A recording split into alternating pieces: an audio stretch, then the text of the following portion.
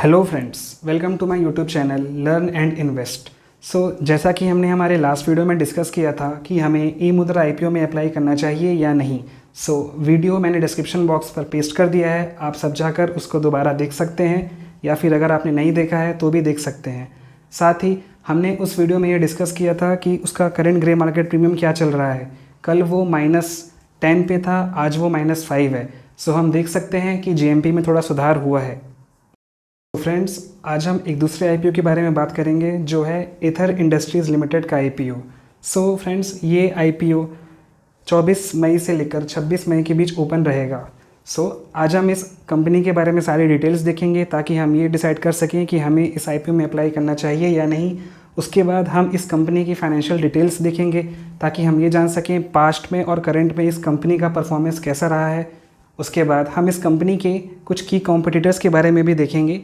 साथ ही उसके बाद आईपीओ से रिलेटेड सारी डेट्स और उनका प्राइस बैंड के बारे में भी हम डिस्कस करेंगे। और लास्ट में मैं आपसे ये शेयर करूंगा कि हमें इस आईपीओ में अप्लाई करना चाहिए या नहीं करना चाहिए। Friends, let's start. सबसे पहले हम कंपनी डिटेल्स को देख लेते हैं और समझ लेते हैं कि एथर इंडस्ट्रीज़ एग्जैक्टली करती क्या है। इनका मेन बिजनेस है स्पेशलिटी केमिकल्स मैन्युफैक्चरिंग करने का। स्पेशलिटी केमिकल्स क्या होते हैं? जैसा कि हम सभी जानते हैं कि कुछ मेडिसिन्स बनाने के लिए या फिर एग्रीकल्चरल प्रोडक्ट्स में यूज़ होने वाले फर्टिलाइज़र्स, इंसेक्टिसाइड्स, खाद वगैरह में भी बहुत सारे केमिकल्स यूज़ होते हैं। इन सारे प्रोडक्ट्स को बनाने के लिए जिन केमिकल्स का यूज़ किया जाता है उन्हें हम बोलते हैं स्पेशलिटी केमिकल्स। ये कंपनी बेसिकली उसमें ही काम करती है। नेक्स्ट चीज़, अब हम देख लेते हैं कि वो स्पेशलिटी केमिकल बनाती तो है बट मेजर किन एरियाज़ के लिए बनाती है। सबसे पहला है फार्मास्यूटिकल, मींस मेडिसिन्स, दवाइयों के फील्ड में यूज़ होने वाली बहुत सी केमिकल के लिए ये कंपनी अपना कंट्रीब्यूशन देती है। साथ ही साथ नेक्स्ट है एग्रो केमिकल प्रोडक्ट्स, जैसे कि खाद और पेस्टिसाइड्स, इंसेक्टिसाइड्स, इन सब चीज़ों में भी यूज़ होने वाले बहुत से केमिकल्स को ये कंपनी प्रोवाइड करती है।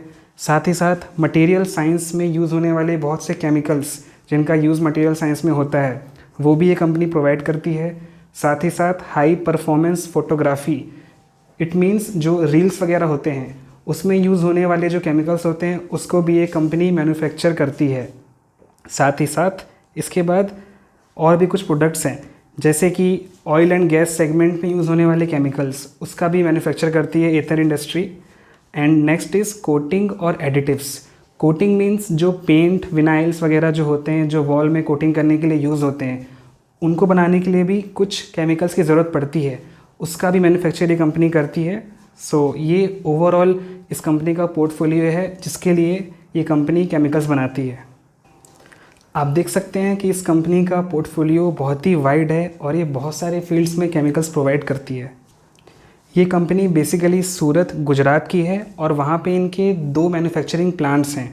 साथ ही साथ 31 मार्च 2022 तक इस कंपनी ने नियरली 25 प्रोडक्ट्स का अभी तक पोर्टफोलियो रेडी कर लिया है, जिसे ये अलग अलग कंट्रीज़ लाइक ग्लोबल कंट्रीज़ में 18 कंट्रीज़ को अपना सप्लाई करती है। और हम बोल सकते हैं कि ये company one of the largest manufacturer of speciality chemicals है।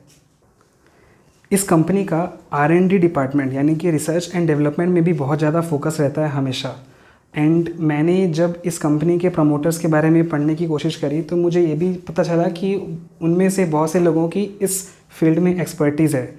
ओवरऑल मुझे कंपनी का जो पोर्टफोलियो है बहुत अच्छा लगा। फ्रेंड्स, अब हम इस कंपनी का फाइनेंशियल एनालिसिस भी कर लेते हैं ताकि हमें ये समझ में आ सके पास्ट में और अभी तक इस कंपनी ने कैसा परफॉर्म किया है। आप देख सकते हैं कि 2019 मार्च में इनका टोटल एसेट था 119.5 करोड़, जो कि मार्च 2020 में जाके 158.7 करोड़ हो गया और अभी दिसंबर क्वार्टर तक इनका टोटल एसेट्स है 254.1 करोड़। आप देख सकते हैं कि हर साल इनका एसेट्स बढ़ते जा रहा है। साथ ही टोटल रेवेन्यू भी मार्च 2019 में 101.6 करोड़ था, जो कि आज के डेट में 31 दिसंबर तक 138.3 करोड़ का हो गया है।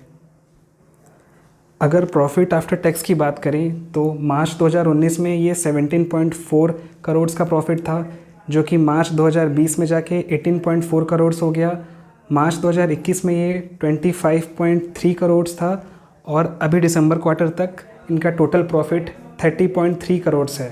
सो हम देख सकते हैं कि इनका प्रॉफिट भी धीरे धीरे करके बढ़ रहा है और 2022 मार्च तक इनका एक्सपेक्टेड 35 करोड़ या 40 करोड़ के आसपास हो सकता है।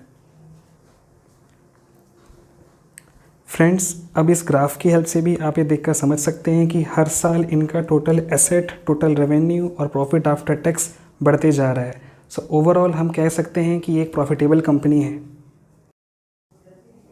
फ्रेंड्स, सो अब हम इस कंपनी के कुछ पीयर कॉम्पिटिटर्स को भी देख लेते हैं, जो कि है Clean Science and Technology limited, Navin Fluorine International limited, Vinati Organics limited, PI industries limited. अगर रेवेन्यू के हिसाब से देखें तो अभी एथर इंडस्ट्रीज़ का टोटल रेवेन्यू इसके कॉम्पिटिटर्स के अकॉर्डिंगली कम है, बट मुझे लगता है कि इन फ्यूचर इस कंपनी की और भी ग्रोथ होगी, क्योंकि ये कंपनी अभी ज़्यादा पुरानी नहीं है। 2013 में ये कंपनी स्टार्ट हुई थी। सो मैं एक्सपेक्ट करता हूँ कि आगे भी इसकी रेवेन्यू और बढ़ेगा। उसके बाद अगर आप बात करें रिटर्न ऑन नेट वेल्थ की, तो एथर इंडस्ट्रीज़ के केस में वो 40.79% है, जो कि इसके बाकी कॉम्पिटिटर्स के कंपैरिजन में ज़्यादा है। आप इस टेबल में एथर इंडस्ट्रीज़ की बाकी कॉम्पिटिटर कंपनीज़ का पी भी कंपेयर कर सकते हैं। Clean Science and Technology limited अभी 5-6 मंथ पहले ही रिसेंटली लिस्ट हुई थी। अब हम कंपनी के आईपीओ डिटेल्स के बारे में बात कर लेते हैं। एथर इंडस्ट्रीज़ का आईपीओ 24 मई से लेकर 26 मई के बीच ओपन रहेगा। इन्होंने जो प्राइस बैंड डिसाइड किया है वो है 610 रुपये से लेके 642 रुपये का। एक लॉट के अंदर 23 शेयर होंगे और रिटेल कैटेगरी के अंदर मैक्सिमम हम 13 लॉट्स के लिए अप्लाई कर सकते हैं।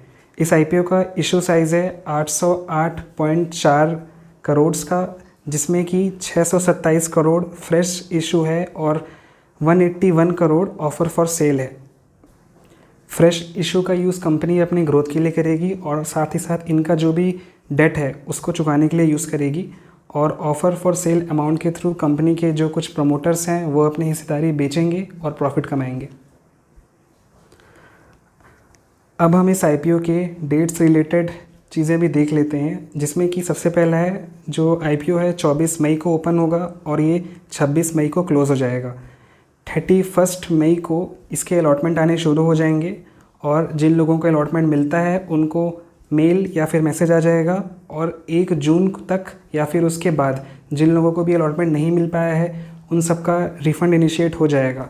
2 जून को ये आईपीओ का जो अलॉटमेंट है उसके शेयर्स आपके डीमैट अकाउंट में क्रेडिट हो जाएंगे, और 3 जून को ये जो कंपनी है वो स्टॉक मार्केट में सुबह 10 बजे लिस्ट होगी।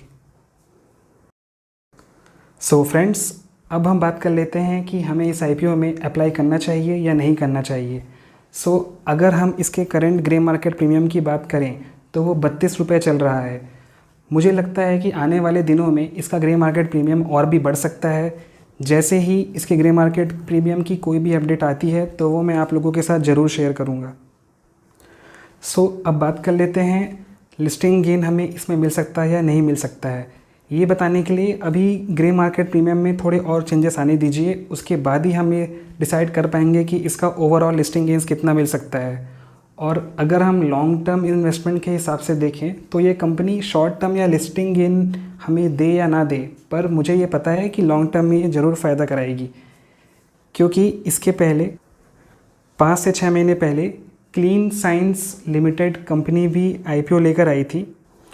वो भी स्पेशलिटी केमिकल्स में ही काम करती है, तो उनका जो आईपीओ का रिटर्न है वो अभी तक अच्छा रहा है।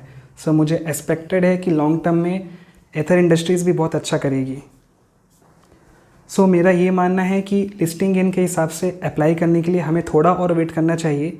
मैं आईपीओ स्टार्ट होने के बाद इसका सब्सक्रिप्शन स्टेटस भी आपसे शेयर करता रहूँगा, और जो भी जीएमपी में चेंजेस आते हैं वो भी आपसे शेयर करूँगा, ताकि आपको ये डिसाइड करने में ईजी हो।